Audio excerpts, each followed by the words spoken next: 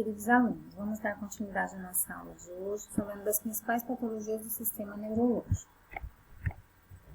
Aqui nós destacamos as cefaleias, que podem ter características relacionadas aos seios paranasais, surtos de dor ao redor do olho, e aí algumas patologias estão aí associadas a esse sintoma.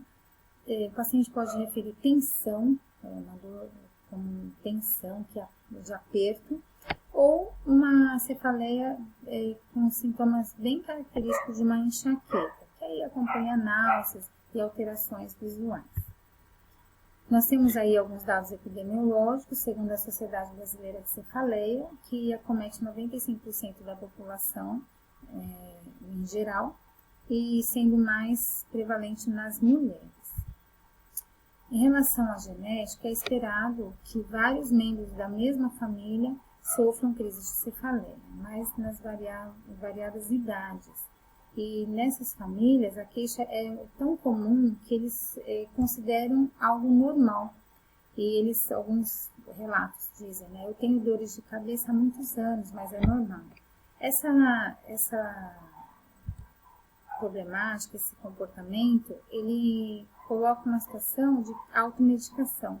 E aí fica difícil, muitas vezes, uma terapia comportamental. Nós temos aqui as doenças degenerativas do sistema nervoso. Então, nós vemos aí a doença de Alzheimer, que inclui várias formas de senis e pré-senis. Uma doença de Alzheimer que pode ter um início precoce, geralmente antes dos 65 anos, ou tardio após os 65 anos. Ela apresenta-se como demência, uma perda de funções cognitivas, que nós falamos na primeira parte da aula, e quando diagnosticado no início, é possível retardar o seu avanço, né, tendo o maior controle dos sintomas, e aí com impacto positivo na qualidade de vida do paciente e da sua família. Lembrando que a doença de Alzheimer, ela é uma doença neurodegenerativa crônica, progressiva e incurável.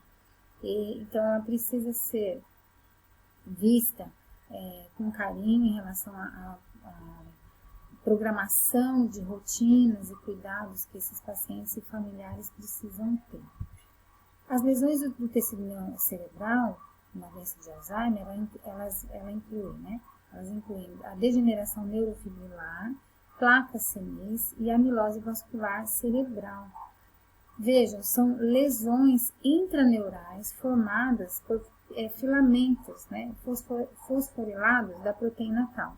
E elas correlacionam a perda, né, e a diminuição de funções cognitivas.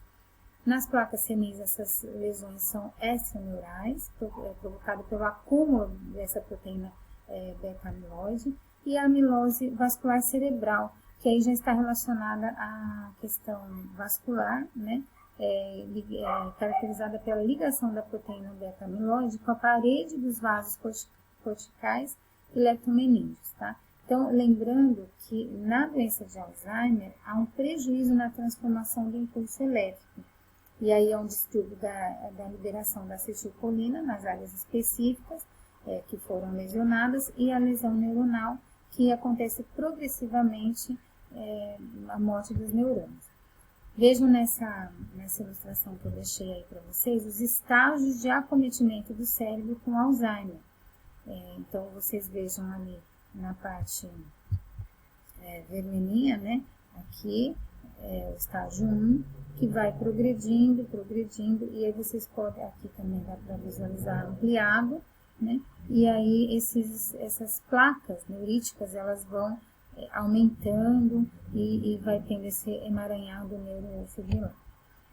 Bom, na doença de Parkinson, o mal de Parkinson, a paralisia agitante, ela foi descrita pela primeira vez em 1819, né, por James Parkinson, que ele descreveu que os neurônios secretores da dopamina nos gânglios de base controlam e ajustam a transmissão dos comandos conscientes, vindos lá do córtex cerebral para os músculos do corpo humano.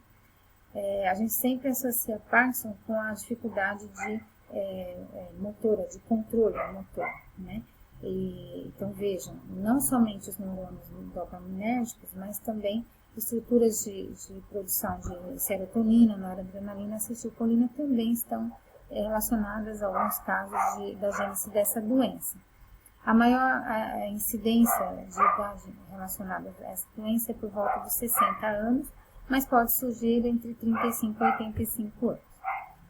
Nessa ilustração, nós temos aqui algumas manifestações, né, uma face sem expressão, olhar parado, voz monótona, um tronco um pouco inclinado, movimento em bloco como um robô, rigidez dos movimentos, braços encolhidos, tremor das mãos, que é o que a gente mais observa, né, com senso comum.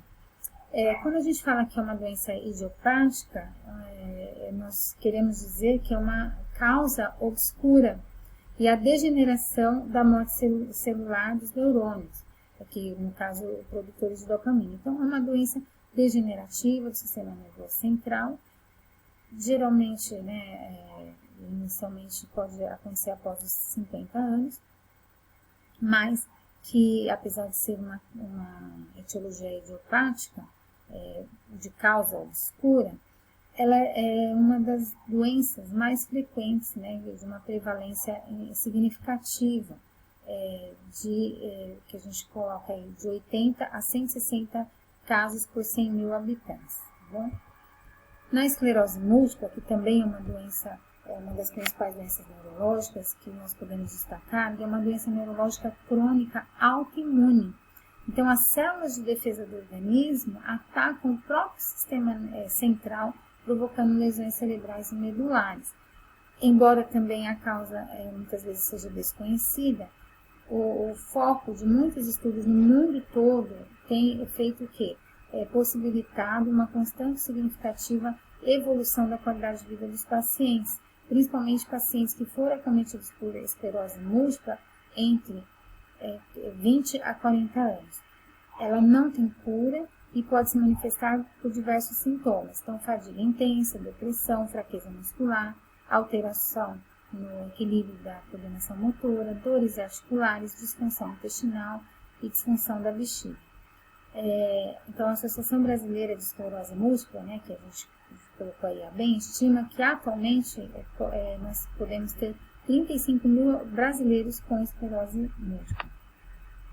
Ela não é uma doença mental, não é contagiosa, não é suscetível de prevenção, também não tem cura e seu tratamento é atenuante, né, dos efeitos que possam desacelerar a progressão da doença. Então, veja, fadiga, alterações fonoaudiólogas, né, como a fala lentificada, palavras arrastadas, voz trêmula, disartria, que é a fala arrastada, né, desarticulada, lenta, disfagia, que é, no caso, a dificuldade de engolir, ela é um fator importante para nós atentarmos no sentido de risco para broncoaspiração.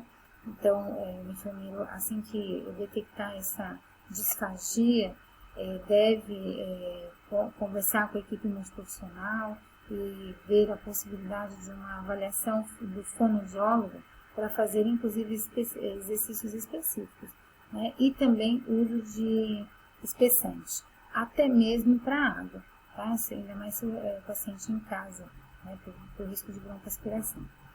O paciente pode ter transtornos visuais, visão embaçada, visão dupla, que a gente chama de diplopia, problemas de equilíbrio e coordenação, perda de equilíbrio, tremores, instabilidade ao caminhar, que nós temos o termo técnico ataxia, vertigens e náuseas, falta de coordenação, debilidade que pode afetar pernas ao andar e fraqueza em geral.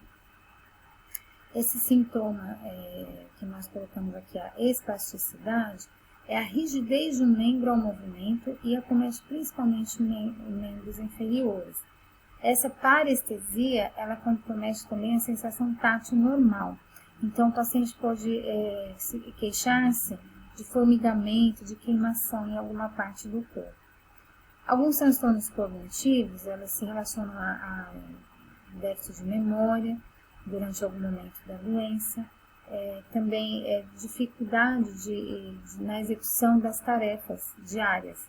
Então, nós precisamos também reorganizar com a família, né, atividades diárias para que o paciente possa ter fluxogramas de conduta, né?